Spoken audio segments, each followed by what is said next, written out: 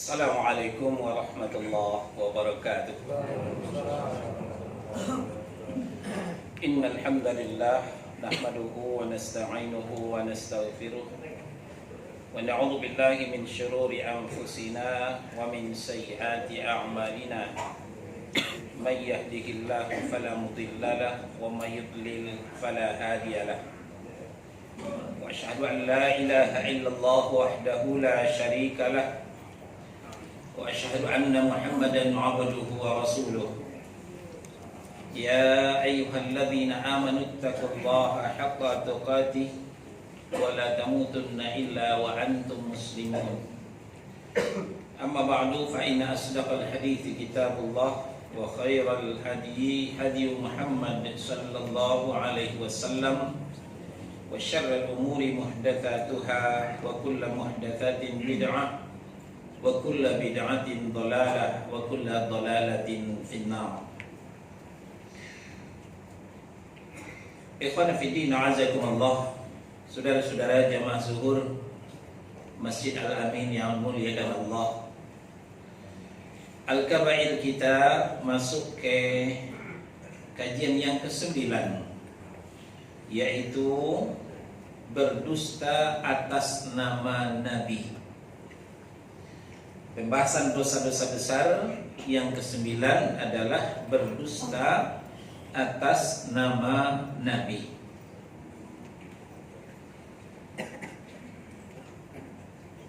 Apa yang dimaksud berdusta atas nama Nabi?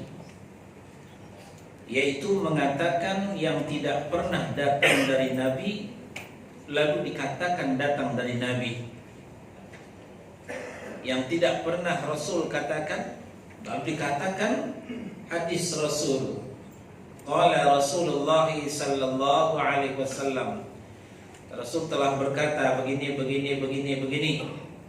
Tapi sebenarnya Rasul tidak pernah berkata seperti itu. Itu namanya berdusta atas nama Rasul, berdusta atas nama Nabi. Sebagian ulama berpendapat bahwa berdusta atas nama Rasulullah sallallahu alaihi wasallam ini bisa merenggut kekafiran yang bisa mengeluarkan pelakunya dari agama Islam. Mereka dianggap murtad kalau sengaja membuat kedustaan atas nama Rasulullah sallallahu alaihi wasallam.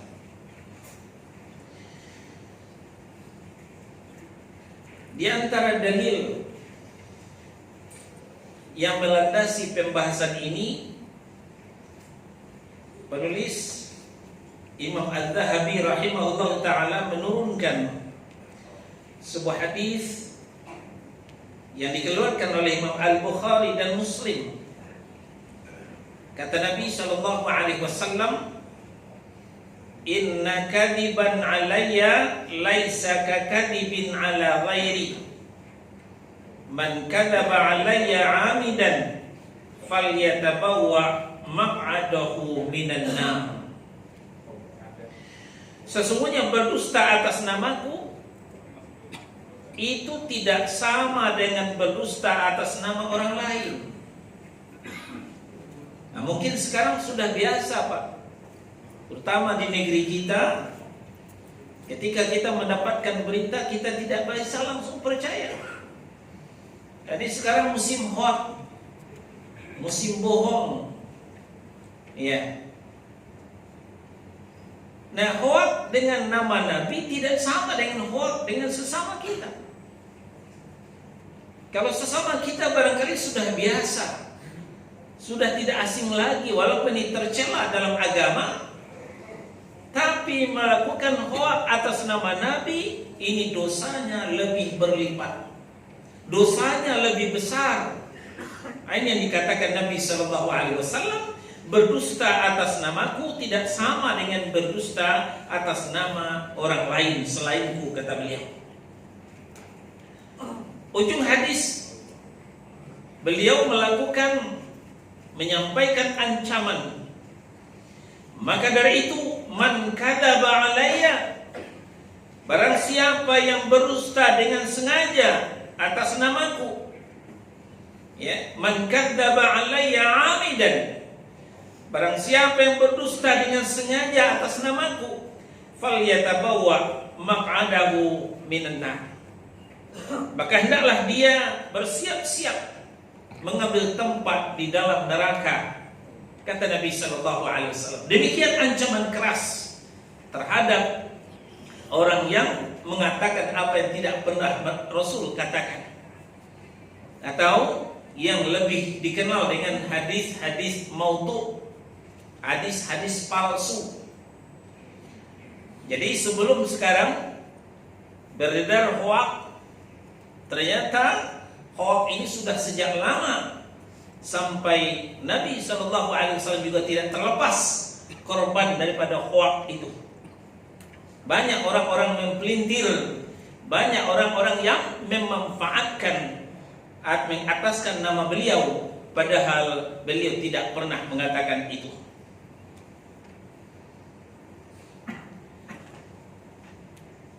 Di riwayat yang lain diriwayatkan oleh Imam Ahmad, beliau sallallahu alaihi wasallam juga menyampaikan, yutba'ul mu'minu ala kulli syai'in illa al-khiyanata wal kadhiba.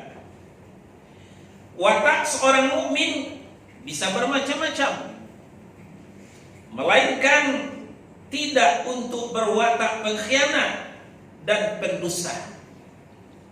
Karakter mentalitas orang mukmin bermacam-macam, kata Nabi. Kecuali dua itu tidak dimiliki oleh orang mukmin. Apa itu? Pengkhianat dan pendusta. Artinya apa? Kalau ada yang berkhianat, ada yang berdusta, berarti tentu tidak mukmin lagi. Dia terlepas daripada predikat seorang yang beriman.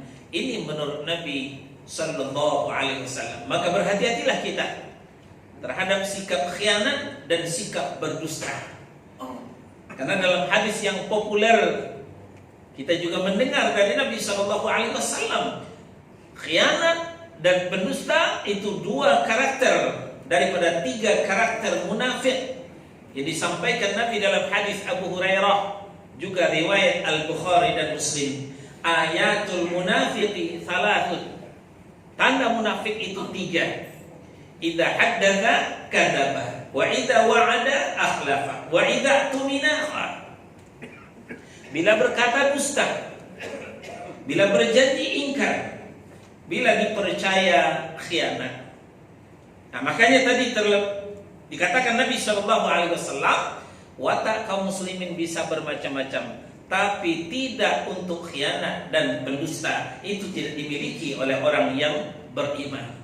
Kalau ada orang beriman memiliki itu, berarti dia telah terlepas dari keimanannya. Lalu selanjutnya, dalam hadis yang diriwayatkan oleh Muslim, At-Tirmidzi, Nabi sallallahu alaihi wasallam juga mengatakan, man rawa anni hadisan wa huwa yura annahu kadibun fahuwa ahadul kadibin. Barang siapa meriwayatkan sebuah hadis dariku dan ia mengetahui bahwa hadis tersebut adalah hadis palsu, maka ia termasuk salah satu di antara para pendusta. Hati-hati yang suka menyampaikan hadis Nabi. Terlebih dahulu betul-betullah kita yakini bahwa hadis ini sahih atau minimal hasan. Kalau ternyata hadisnya palsu, hadisnya dhaif, lemah, maka sebaiknya itu tidak kita sampaikan. Karena ini akan membuat kita termasuk orang yang pendusta, kata Nabi sallallahu alaihi wasallam. Di segi sanad, hadis itu dibedakan. Pertama kali sahih.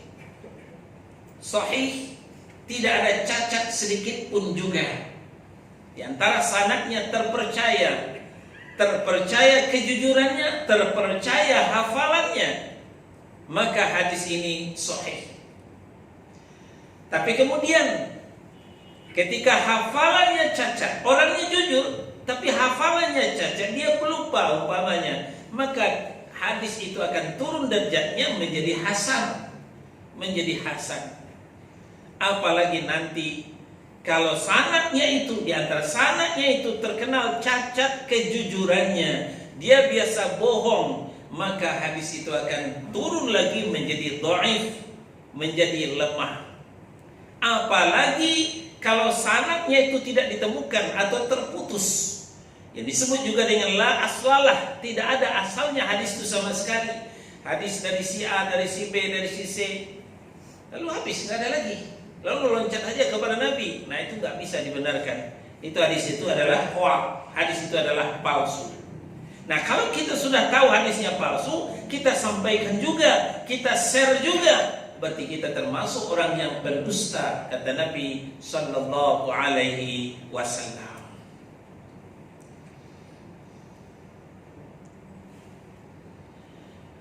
Berkata Syekh Fadilatul Syekh Utsaimin rahimahullah ta'ala,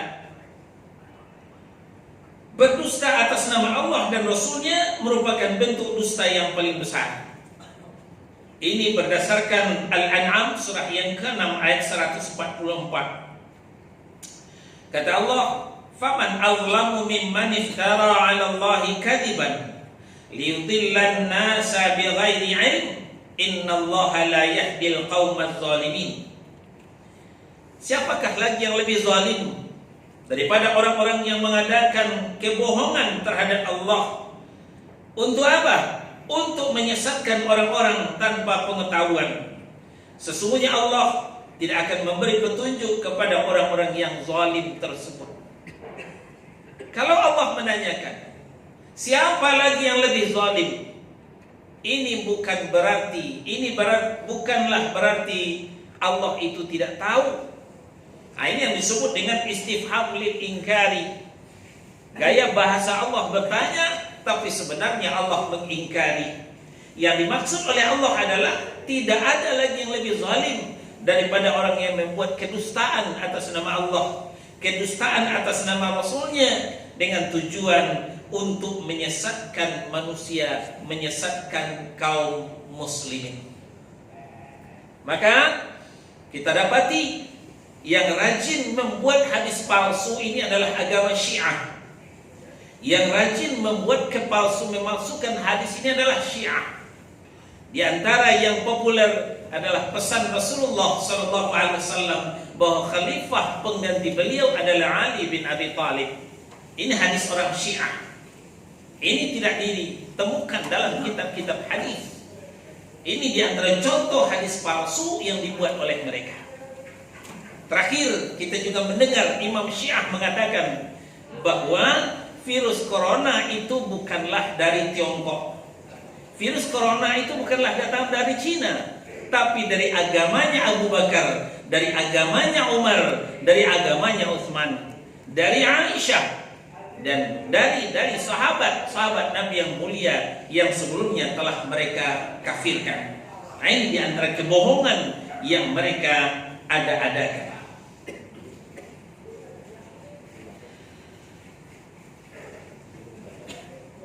Bapak dan Ibu yang dimuliakan Allah, di dalam Al-Qasas ayat 8, "Faltaqatahu alu fir'auna liyakuna lahum aduwan wa hazana." Maka dia dipungut oleh keluarga Fir'aun agar kelak dia menjadi musuh dan kesedihan bagi mereka. Sungguh Fir'aun dan Haman bersama bala tentaranya adalah orang-orang yang bersalah. Nah, ini tujuan untuk mendapatkan Nabi Musa alaihissalam, ya, waktu kecil dipelihara oleh Fir'aun, dijaga di dalam istana. Nah, itu tujuannya adalah untuk menipu orang-orang Bani Israel. Padahal tujuan mereka mengangkat Nabi Musa sebagai anak bukanlah untuk hal ini seperti yang diterangkan dalam ayat tadi. Akan tetapi Allah menjadikan sebagai musuh dan kesedihan bagi mereka. Demikian pula halnya dengan orang yang berdusta atas nama Allah, karena dengan kedustaan itu ia telah menyesatkan manusia tanpa ilmu. Demikian beratnya berdusta atas nama Allah dan atas nama Rasulnya. Sekarang kita lihat apa contoh hadis-hadis palsu yang beredar di tengah-tengah kaum muslimin. Kita mulai dari bulan sekarang, bulan Rajab. Ya, mungkin kita termasuk orang yang menerima WA, menerima SMS, menerima telepon tentang keutamaan Rajab, keutamaan puasa Rajab, puasa di bulan Rajab, istighfar di bulan Rajab, sholawat di bulan Rajab, segala amal ibadah di bulan Rajab itu diangkat. Kita ambil contoh puasa. Puasa di bulan Rajab, 1 hari di bulan Rajab, puasa hari pertama bulan Rajab itu menghapuskan dosa selama 3 tahun, kata hadis tersebut. Nah, kalau demikian tidak ada gunanya lagi Ramadan. Kenapa? 1 hari saja puasa bulan Rajab itu sudah menghapuskan dosa selama 3 tahun. Untuk apa puasa Ramadan? Selesailah, sudah. Ini diantara ciri, diantara tanda daripada hadis palsu adalah dengan amal yang sedikit bisa menghapuskan, bisa berpahala yang besar. Padahal Al-Hafiz Ibnu Hajar Al-Asqalani, ya tentu kita kenal beliau. Al-Hafiz bukan hanya hafal Quran, tapi beliau hafal ribuan hadis. Beliau penulis kitab Bulughul Maram. Beliau pensyarah kitab Sahih Al-Bukhari. Apa kata Ibnu Hajar?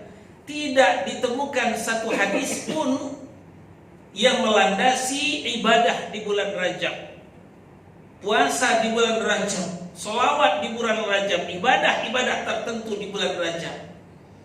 Hadisnya berkutat antara 1 dari 2 saja. Dhaifun ya wa maudhu'un. Dhaif dan maudhu'. Dhaif artinya lemah, maudhu' artinya palsu.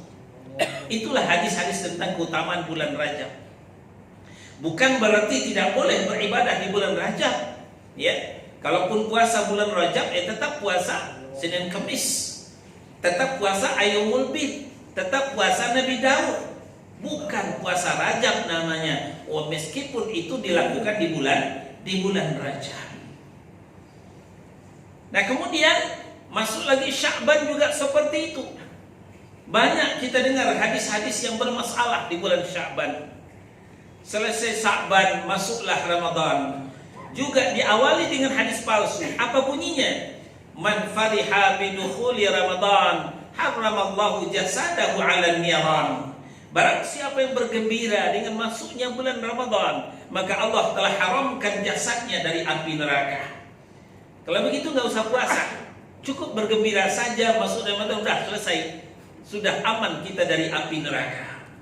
Ini kita dibuai oleh hadis-hadis seperti itu. Maka banyak di antara kaum muslimin tidak berpuasa karena sudah dininabobokan, cukup bergembira saja. Bapak dan Ibu yang dimuliakan Allah, di negeri kita dari 114 surah ada 1 surah yang jadi multiguna, multifungsi, yaitu surah Yasin.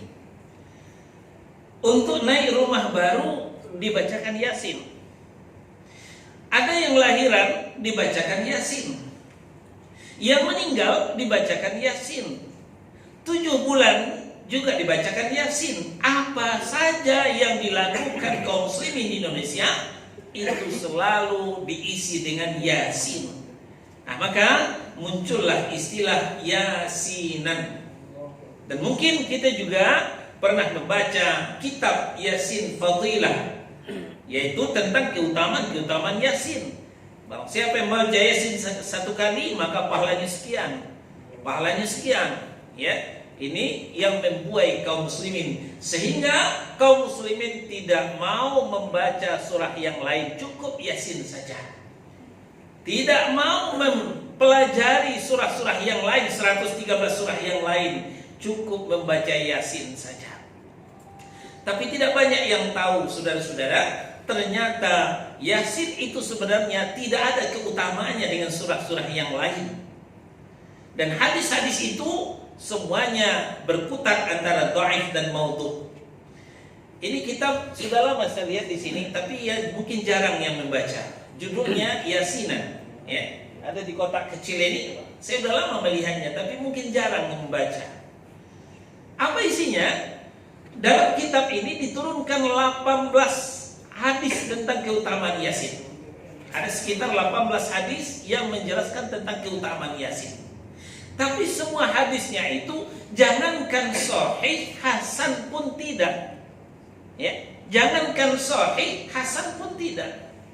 Jadi hadisnya berputar antara dhaif dan maudhu'. Dhaif lemah, maudhu' palsu. Nah, jadi yang benar, Yasin itu tidak ada keutamaan khusus dari surah yang lain. Sama dengan surah yang lain. Al-muta'abbad bitilawati, beribadah membacanya, iya. Malah lebih utama surat Al-Baqarah. Di situ ada ayat kursi. Malah Nabi menjamin, barang siapa rumahnya dibacakan surat Al-Baqarah, maka syaitan tidak akan betah di rumah itu.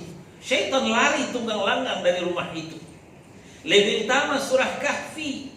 Siapa yang membaca surah Kahfi, maka dia akan aman daripada gangguan Dajjal, ya, pengaruh fitnah Dajjal nanti di hari akhirat. Lebih utama surah Al-Waqi'ah, lebih utama surah At-Tabaruk daripada surah Yasin ini. Nah, ini pentingnya kita mengetahui sedikit banyak tentang ilmu hadis. Jangan sampai kalau sudah bahasa Arab itu hadis, sudah bahasa Arab itu hadis. Ya, tidak demikian Bapak dan Ibu.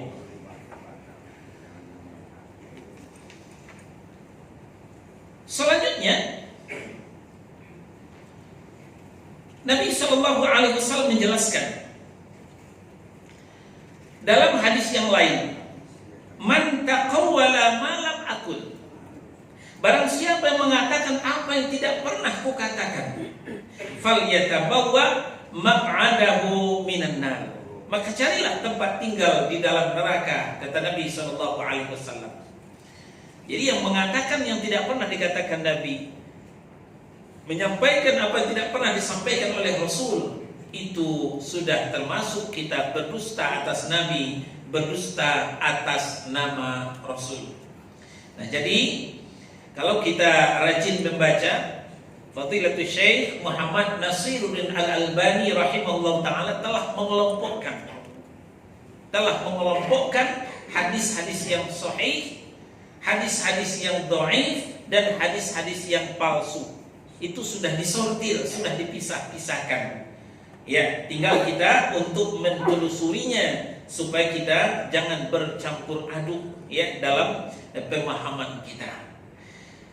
Di antara tandanya, ya, sebelum kita sampai kepada para ulama, sebelum kita bertanya kepada para ulama, kita bisa untuk mendeteksi apakah hadis ini sahih atau tidak. Yang pertama tadi kita sampaikan, ibadahnya sedikit, pahalanya besar. Nah, ini perlu dicurigai hadisnya.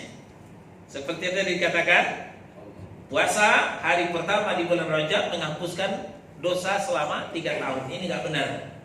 Nah, ini mengalahkan malah puasanya Arafah. Puasa Arafah cuma mengampuni dosa setahun sebelumnya dan setahun yang akan datang. Mengalahkan puasanya Arafah. Nah, yang kedua, tanda hadis palsu ini adalah bertentangan dengan ayat, bertentangan dengan hadis yang sahih. Mana contoh lagi? Mungkin pernah kita mendengar ikhtilaful ummati rahmah. Perbedaan di antara umatku adalah rahmat. Ini hadis ini populer. Tapi sayang hadis ini adalah palsu. Kenapa? Bertentangan dengan ayat. Allah melarang kita berbeda. Allah melarang kita berselisih. Di dalam Ali Imran, wa'tasimu bihablillahi jami'an wa la tafarraqu. Berpegang teguhlah kalian semua kepada agama Allah dan jangan bercerai-berai. wala takunu kalladzina tafarraqu wakhtalafu min ba'di ma ja'ahumul bayyinat wa ulaika lahum 'adzabun 'adzim. Janganlah kamu seperti orang yang berselisih, ya, seperti orang yang berbeda. Nah, perhatikan baik-baik.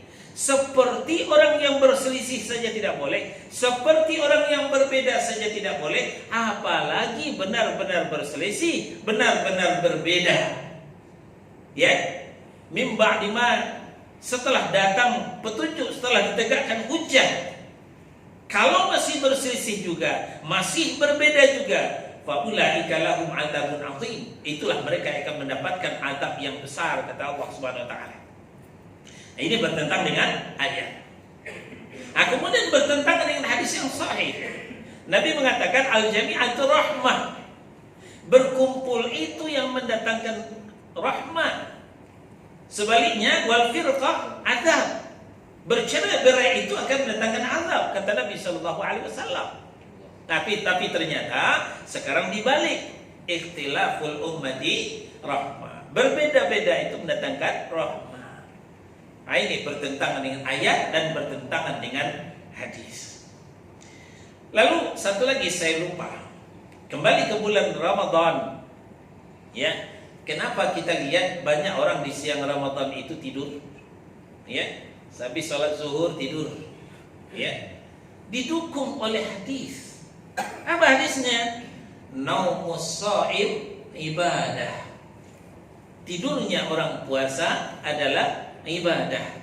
Ini bisa kita lihat dalam kitab Ihya Ulumuddin yang ditulis oleh Imam Al-Ghazali rahimahullah ta'ala. Nah, kalau kita telusuri hadis ini, ternyata hadis ini hoax. Hadis ini palsu. Tidak pernah Nabi mengatakan. Dan bahkan sejarah mencatat Rasulullah di siang Ramadan itu angkat senjata, terjun ke medan tempur, bukan tidur-tiduran. Perang Badar itu di siang Ramadan, Pak. Ya, perang Badar itu di siang Ramadan. Kalaulah Rasulullah dengan sahabatnya tidur-tiduran di siang Ramadan, ya nggak akan menang kaum muslimin pada hari ini. Menangnya kita karena di bulan Ramadan itu perang Badar yang dilakukan oleh kaum muslimin bukan dengan tiduran, tapi dengan angkat senjata, terjun ke medan tempur. Nah, mungkin ada yang membantah, Imam Ghazali itu kan ulama besar, masa beliau nggak tahu dengan hadis yang palsu? Nah, ini juga tidak banyak orang yang tahu bagaimana kehidupan Imam Al-Ghazali. Imam Al-Ghazali rahimahullah ta'ala, kehidupan beliau melalui 3 fase. 3 fase. Fase yang pertama, beliau terjun ke dunia filsafat. Maka terkenallah filsuf Islam itu, diantaranya adalah Imam Al-Ghazali, filsuf Islam. Saya di IAIN belajar tentang filsafat Islam, tokohnya adalah Al-Ghazali. Tapi kemudian beliau mentok di filsafat, beliau bertobat mencampakkan filsafat. Lalu beliau terjun ke dunia tasawuf. Beliau menjadi tokoh sufi. Nah, maka di prode kedua inilah beliau menulis tentang kitabnya Ihya Ulumuddin. Ketika itu beliau belum mendalami ilmu hadis, maka bercampur baurlah dalam kitab Ihya Ulumuddin itu ada hadis sahihnya, ada hadis dhaifnya, ada hadis palsunya. Di antara hadis yang palsu itu adalah naumus shaim ibadah tadi. Tidurnya orang puasa adalah ibadah. Nah, lalu kemudian beliau kembali mentok di tasawuf, beliau bertobat, beliau tinggalkan tasawuf, barulah beliau merapat ke majelis ilmu. Beliau merapat ke majelis ilmu dan bermanhaj Ahlus Sunnah. Tapi sayang, di akhir kehidupan beliau tidak lama, maka tidak sempat merevisi kitab Ihya Ulumuddin ini. Nah, itulah sebabnya kalau kita lihat kitab Ihya Ulumuddin pada hari ini banyak bercampur hadis di dalamnya. Nah, maka kemudian oleh ulama setelahnya, kitab Ihya Ulumuddin itu dibuang sayang, ditelan pahit. Kenapa dibuang sayang? Banyak pelajaran yang berharga dalam kitab Ihya Ulumuddin itu. Tapi ditelan pahit. Kenapa pahit? Di dalamnya banyak hadis-hadis palsu. Maka oleh Imam Al-Maqdisi kemudian disortirlah kitab Ihya Ulumuddin itu, yang hadis yang sahih dikumpulkan dan hadis yang dhaif yang palsu dibuang, maka lahirlah kitab seleksinya bernama berjudul Minhajul Qasidin. Itu sudah juga diterjemahkan ke dalam bahasa Indonesia. Maka untuk selamat, kalau kita mau mentelusuri Ihya Ulumuddin, maka yang lebih baik adalah kita membaca kitab sortirannya yang berjudul Minhajul Qasidin yang ditulis oleh Imam Al-Maqdisi. Itu sortiran daripada kitab itu. Nah, jadi agak panjang pembahasan kita tentang hadis ini, karena ini hadis ini menjadi momok, ya, membuat sakit giginya kepala kantor, membuat sakit giginya kepala bagian melihat pegawainya kok tiduran di siang Ramadan habis sholat zuhur ke masjid lalu nggak balik-balik, tidur rupanya. Kalau disarankan, kalau ditegur, ini kan hadis Nabi, naumus sha'ib ibadah. Ini jadi senjata hadis palsu ini. Hadis ini palsu, tidak benar Nabi mengatakan seperti itu. Ramadan untuk beribadah, bukan untuk tidur-tiduran. Bukan nggak boleh tidur ya, boleh tidur kalau ngantuk, boleh tidur. Kalau capek boleh tidur, tapi jangan katakan tidurnya orang puasa itu ibadah, itu saja. Banyak sebenarnya contoh-contoh hadis palsu ini, ya sekelumit itu yang bisa kita sampaikan. Mudah-mudahan bermanfaat. Mungkin ada yang bertanya, silakan. Silakan Pak. Waalaikumsalam warahmatullahi wabarakatuh. Bagaimana kita menyikapi perbedaan di antara imam empat mazhab ini? Tadi dikatakan perbedaan itu rahmat, sebenarnya palsu. Sementara faktanya ada perbedaan di empat mazhab. Dan kalau kita diskusikan, itu kenyataan tadi lebih hebat mana sih kita dengan imam yang empat itu. Nah, ini gimana sikap kita Pak Ustaz? Baik, itu aja Pak ya.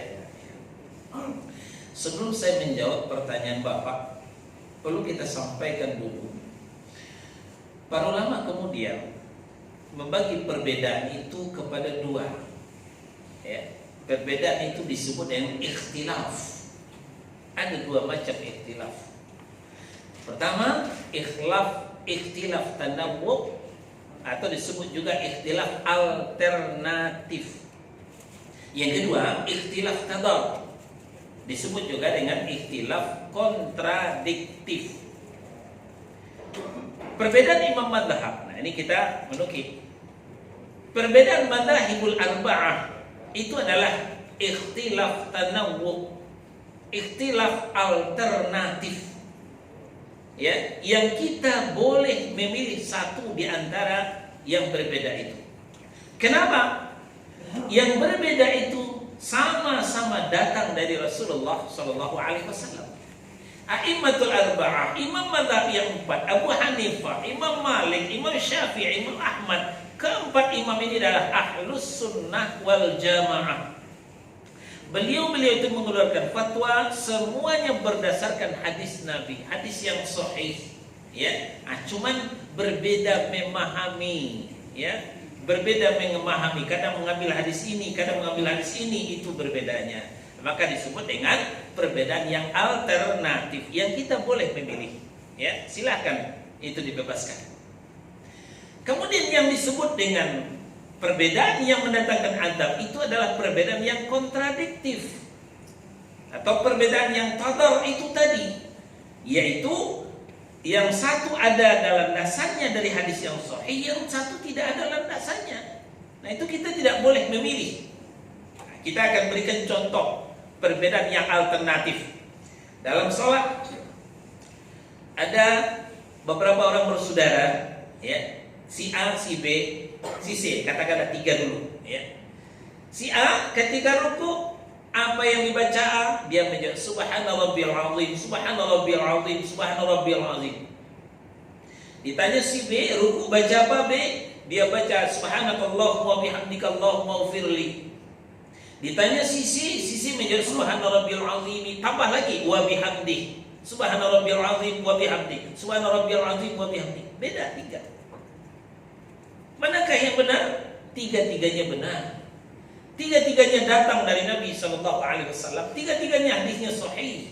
Nah, maka ini disebut dengan ikhtilaf alternatif, perbedaan yang boleh kita memilih mana kita yang lebih yakin, mana kita yang lebih srek. Syariat memberikan keluasan kepada kita. Nah, mana yang perbedaan yang kontradiktif? Umpamanya ada lagi yang lain, rukuk baca apa? Al-Fatihah. Nah, salah ini. Nggak ada diajarkan Al-Fatihah ketika rukuk. Nah, ini contohnya. Jadi yang kontradiktif itu yang tidak berdasarkan dalil, yang ikut-ikutan, yang latah, ya. Itu perbedaan yang tidak bisa ditoleransi. Ini bisa jatuh kepada kesesatan. Nah, kadang-kadang yang sekarang ini yang perbedaan yang kontradiktif itu yang dibela-bela, yang menyelisih sunnah, melisih syariat, itu kadang-kadang dibela dengan dalih ikhtilaful ummati rahmat. Ini nggak bisa. Nah, ini tidak bisa. Tapi kalau perbedaan itu sama-sama ada dalilnya, itu dibolehkan kita memilih. Seperti yang kita temukan pada imam madhab yang 4 itu. Demikian Pak. Allahu a'lam. Jadi di antara empat mazhab itu ada nggak perbedaan yang kontradiktif? Nggak ada. Semuanya benar. Semuanya benar. Nah, cuman kualitas hadisnya kadang-kadang bertingkat-tingkat. Ya, imam yang satu memilih hadis yang ini, imam yang lain memilih hadis yang ini. Tapi yang jelas tidak ada hadis yang palsu. Semua imam madhab itu sepakat memakai hadis yang sahih. Ya, Imam Syafi'i misalnya beliau mengatakan, "Idza shahal hadis fa huwa madhhabi." Kalau sudah ada hadis yang sahih, itulah madhabku, kata beliau. Ya, walaupun kemudian ya ini perbedaan menilai derajat hadis saja. Ada sebagian hadis itu yang dhaif. Nah, itu sudah tidak terlalu masalah. Demikian Pak, Allahu a'lam. Satu lagi contoh konkretnya. Silakan Pak. Kunut subuh. Kunut subuh itu perbedaan yang alternatif, yang kita boleh memilih mana kita yang lebih yakin. Karena menurut Imam Syafi'i, kunut subuh itu adalah sunnah. Ada hadis yang beliau sampaikan, menurut beliau hadisnya tidak ada masalah. Nah, tapi kemudian oleh ulama setelahnya mengatakan ternyata hadis itu ada cacatnya. Ya, hadis itu tidak sampai ke derajat sahih. Nah, maka kita terpulang kepada kita yang kita lebih yakin dengan hadisnya Imam Syafi'i, silahkan baca kunut subuh, nggak masalah. Tapi bagi kita yang tidak, ya, kepada imam yang tidak sesuai dengan hadis itu, tidak usah kunut subuh, nggak masalah. Kunut itu juga Imam Syafi'i tidak mengatakan wajib, hanya mengatakan sunnah belaka. Demikian Pak. Ada lagi? Ya, kalau tidak kita tutup. Subhanallahumma wa bihamdika, asyhadu an la ilaha illa anta, astaghfiruka wa atubu ilaik. Wassallallahu ala nabiyyina Muhammadin wa ala alihi wa sahbihi wasallam. Barakallahu li wa lakum. Wassalamu alaikum warahmatullahi wabarakatuh.